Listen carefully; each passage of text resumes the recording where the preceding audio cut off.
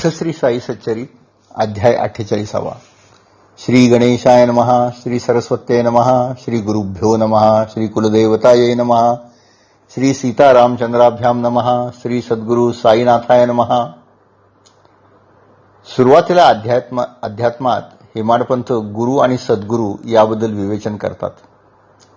ते म्हणतात की गुरु एखाद्या विषयाबद्दल ज्ञान सांगतो, पण त्या ज्ञानामध्ये त्याचा स्वतःचा स्वानुभव नसल्याने शिष्याला तो पूर्ण ज्ञान देऊ शकत नाही. त्याचं वरवरच थोडंफार कल्याण होतं, पण त्याला या भवसागरातून मुक्ती मिळत नाही. या उलट सद्गुरू हा ज्ञानाबरोबरच अनुभवानेही परिपूर्ण असतो. तो शिष्याला पूर्ण ज्ञान आणि मुक्ती हे दोन्ही देऊ शकतो. सद्गुरू हा स्वतःला व शिष्याला एकाच परमेश्वराची रूपे मानतो. तो शिष्याला ना कमी लेखतो ना जास्ती. तो त्याच्याकडून कसल्याही मोबदल्याची अपेक्षा करत नाही. तो फक्त शिष्याचे कल्याण करतो. खरं तर सद्गुरू आणि परमेश्वर यात काहीच फरक नाही. या अध्यायात सपटणेकर वकिलांची कथा सांगितलेली आहे. ते अक्कलकोटला राहत. विद्यार्थी दशेत असताना त्यांचे शेवडे नावाचे वकील मित्र होते. सर्वांची वकिलीची परीक्षा जवळ आली होती आणि सर्व मित्र एकमेकांची अभ्यासाची तयारी कशी आहे हे पाहत होते. एकाच ठिकाणी जमून सर्व प्रश्नांची चर्चा करत होते. तयारी करताना सर्वांच्या लक्षात आले की शेवडेंचा अभ्यास कच्चा आहे आणि यावर्षी शेवडे हे काही ही परीक्षा पास होऊ शकणार नाहीत. त्याबद्दल बोलता शेवडे म्हणाले की मी माझ्या साईबाबांच्या आशीर्वादावर विश्वास ठेवून आहे. त्यांनी मला सांगितले आहे की मी यावर्षी नापास होईन, पण पुढच्या वर्षी मात्र मी नक्की पास होणार. त्याप्रमाणे शेवड्यांचे म्हणणे खरेही झाले आणि सर्वजण अवाक झाले. पुढे काही काळाने सपटणेकरांचे लग्न झाले, पण त्यांचा मुलगा एका गळ्याच्या रोगाने मरण पावला. त्यामुळे ते अत्यंत दुःखी झाले आणि त्यांनी व्यवहारातून लक्ष काढून घेतले. त्यांच्या मनाची शांती नष्ट झाली. उपाय थकले आणि त्यांना त्याचवेळी त्यांच्या सुदैवाने शेवड्यांच्या बोलण्याची आठवण झाली आणि त्यांना असं वाटलं की हे साईबाबा जे शेवडे बोलत होते ते कदाचित आपलं कल्याण करू शकतील. खरं सांगायचं तर शेवडे हे केवळ निमित्त मात्रच होते. साईबाबांच्या कृपेनंच सपटणेकर त्यांच्याकडे ओढले गेले होते. त्याप्रमाणे आपले धाकटे बंधू पंडितराव यांना घेऊन ते दर्शनाला शिर्डीत पोचले. त्यांनी नारळ अर्पण केला आणि पायावर डोके ठेवले. डोके ठेवता साईबाबांनी त्यांना चल हट म्हणून हाकलले. सपटणेकरांना कारण कळेना. बाबा कोपले म्हणून त्यांची गाळण उडाली. पण मग त्यांनी बाळाशिंप्याला विचारले आणि सांगितले की बाबा माझ्यावर कोपतात तर आपण माझी मदत करावी. बाळाशिंप्यानी त्यांना सांगितले की ठीक आहे आणि त्याप्रमाणे बाबांचे शांतपणे दर्शन देण्यासाठी सपटणेकर व बाळाशिंपी हे पुन्हा बाबांच्याकडे आले. त्यावेळी बाळाने काही फोटो विकत घेतले आणि मग त्यांनी ते बाबांना विचारलं की देवा हे फोटो आपण पाहिलेत का? बाबा म्हणाले की हा याचा फोटो आहे. असं म्हणून त्यांनी सपटणेकरांकडे बोट दाखवले. तात्काळ बाळाला वाटले की बाबांची मनस्थिती चांगली आहे आणि म्हणून त्याने सपटणेकरांना दर्शन घेण्यास सांगितले. त्याप्रमाणे ते येताच पुन्हा बाबांनी चल हट म्हणून त्यांची संभावना केली आणि घरी परतायला सांगितले. सपटणेकर दुःखी झाले आणि नाईलाजाने परतले.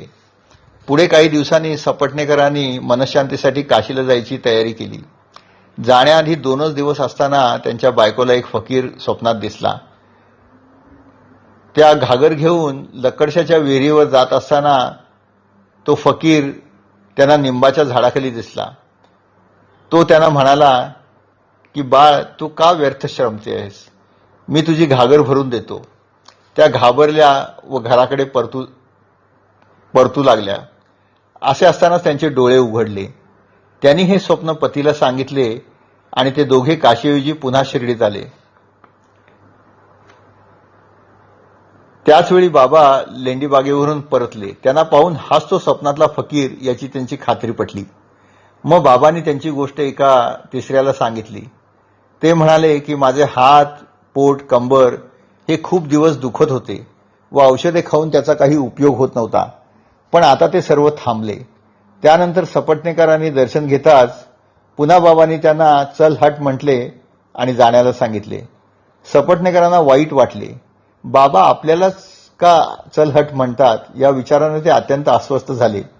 त्यांना अन्न पाणी गोड लागेना आणि बाबांना कसे शरण जावे याचा सतत विचार ते करू लागले. त्यांना झोपही येऊना. शेवटी बाबा एकटे असताना त्यांना पूर्ण शरण जाऊन कारण विचारावे म्हणून ते दुसऱ्या दिवशी गेले. त्यांना बाबांच्या भेटीची संधी मिळाली आणि मग त्यांनी बाबांचे पाय सद्गतीत होऊन घट्ट धरले. त्यावेळी बाबांनी त्यांचे मन शुद्ध आहे हे जाणून त्यांना आशीर्वाद दिला व सपटणेकर त्यांची सेवा करू लागले. त्यावेळी तेथे एक धनगरबाई येऊन बाबांची कंबर दाबून तीही सेवा करू लागली. मग बाबांनी तिला सपटणेकरांच्या पूर्ण आयुष्याचे प्रसंग सविस्तर सांगितले. धनगरी हो हो म्हणत होती, पण सपटणेकरांना मोठे आश्चर्य वाटत होते. बाबा म्हणाले की हा सपटणेकर मला दोष देतो की याचे पोर मी मारले, मग हा माझ्याकडे कशाला आला आहे. पण ठीक आहे, मी त्याचा मुलगा त्याला परत करतो. सपटणेकरांनी बाबांचे पाय धरले तेव्हा ते म्हणाले की हे पाय फार पुरातन आहेत, तू श्रद्धा ठेव, तुझी काळजी दूर होईल. सपटणेकरांना अत्यानंद झाला व त्यांनी बाबांना नमस्कार केला. दुपारी पूजा आरती झाल्यानंतर नैवेद्य केला. ते पुन्हा पुन्हा भक्तांच्या बरोबर जात आणि बाबांचे पाय धरत. त्यावेळी बाबांनी त्यांना म्हटले, तुम्ही एक वार नमस्कार केलात तो पुरे आहे. भक्तिभावाने केलेला एक नमस्कार मला पुरे आहे. सपटणेकरांनी मग रात्री चावडीची मिरवणूक होती त्यातही भाग घेतला व बाबांना त्यांनी नमस्कार करताना त्यांना पांडुरंगाच्या दर्शनाचा भास झाला.